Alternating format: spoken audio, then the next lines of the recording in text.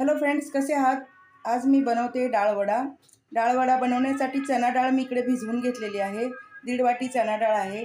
एक मोठा कांदा मी कट करून घेतला आहे. जिरे आहे, हिरवी मिरची, लसूण पाकळ्या आणि अद्रक कट करून घेतलं. तर याच्यापासून हे मी सगळं मिक्सरला भरड करून घेणार आणि वडे बनवणार. आता मी हे मिक्सरवरती भरड करून घेते, पण त्याच्यामध्ये मी 2 छोटे चमचे रवा घालते. त्यामुळं काय होईल, आपल्या डाळीला बाइंडिंग येईल. आता मी मिक्सरला दळून घेतलेलं आहे. कांद्यामध्ये आपण हे चांगलं मिक्स करूया. सगळे मसाले पण घातलेले आहेत.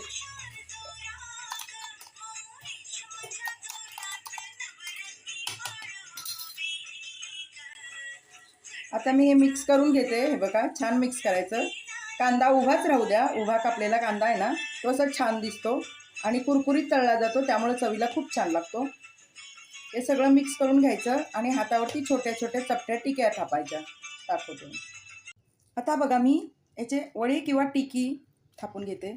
असं चपटे करायचे.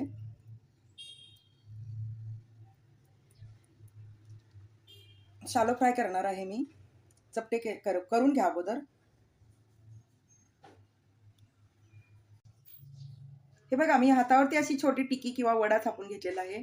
इकडे मी पॅनमध्ये तेल गरम केलेलं आहे. मी शालो फ्राय करणार आहे, तर आपण त्याच्यामध्ये हे वडे अलगद सोडून देऊया. असे वडे 4-5 वडे बनवूनच ठेवा, म्हणजे पटकन टाकायला बरे पडतात. हे बघा, असे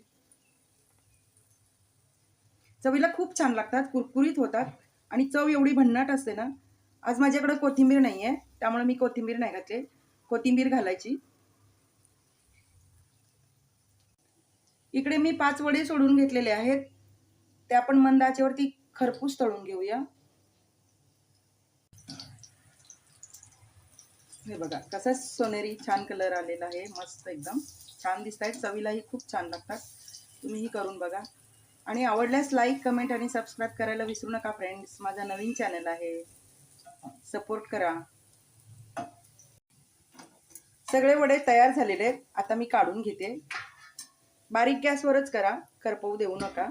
करपवल्याची चव वेगळी लागते. हे बघा, किती छान तळलेले आहेत सगळे. तर मी सगळे काढून घेते. तयार झालेत आपले चणा डाळीपासून वडे. कमी तेलात होतात.